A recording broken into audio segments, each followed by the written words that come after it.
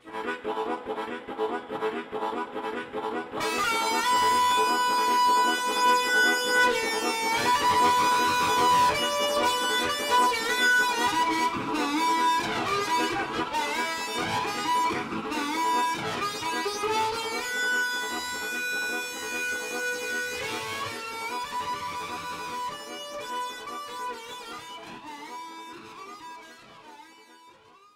evening, folks.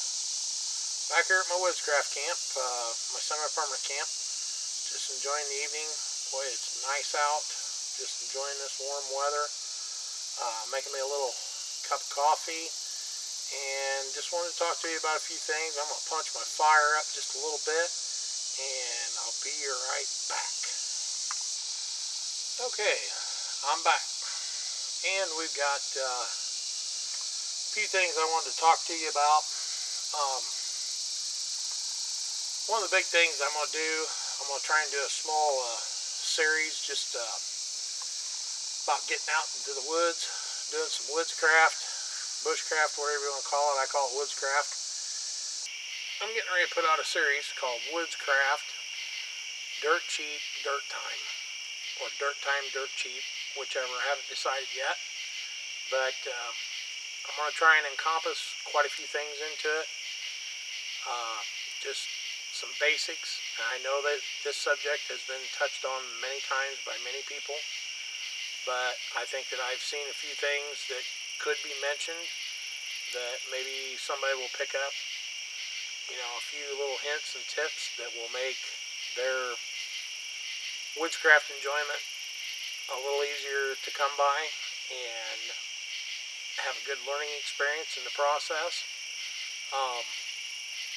I really think that I've done this for so many years that I have a lot to pass along to others, and I still have a lot to learn. I don't think that you ever stop learning. You know, I'm not trying to reinvent the wheel here. I'm not trying to do something that hasn't been done before. I'm just trying to bring it to you in a different type of format with a few things that I think go kind of hand in hand with each other, and by doing so maybe it'll make your woodscraft time a little more enjoyable. In the series, when I do Woodscraft Dirt Cheap, Dirt Time, I want to just touch on a few subjects that I think are pretty crucial to having an enjoyable woodscraft or bushcraft experience. The main things that I want to touch on are cutting tools like knives, which I would call a pocket knife or a belt knife. I'm not going to talk about machetes or anything like that.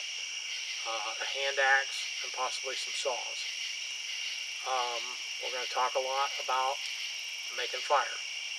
I think that that's one of the basic skills that everybody should have, not maybe so much mastered in all ways, but you should be able to affect fire at any given time when you're out doing your woodscraft activities, you know. And the reason I say that is I think that you need cutting tools for the most part to affect fire. Not always, but they aid in making your fire wood gathering and, you know, possibly making some shavings and stuff to get your fire started a little easier. Your prep is one of the big things. We're going to go over that. We're also going to talk about some first aid. Kind of goes hand in hand with handling cutting tools. We're going to talk about cordage. Cordage goes pretty much hand in hand with shelter. So we'll talk about all the different types of rope. Some basic knot tying. I'm not going to get real technical on that. And then we'll talk about basics on containers, cook kits on the cheap. We'll talk about ways to cook things without using a lot of utensils or needing a lot of utensils. But, you know, we'll talk about basically some cooking skills and methods that go hand in hand with the fire thing. we'll touch a little bit on first aid. I believe first aid and safety will come in handy to know, just for the simple fact that, you know, if you're handling sharp tools or dealing with fire, you're going to need some basic knowledge of basic first aid. And we're not talking about some huge kit. We're just talking about something that, you know, will fit into a pants pocket or a coat pocket or whatever, that will suffice until you can get more help if it's needed. Those are the basics that I want to go through, and I want to start this as soon as possible.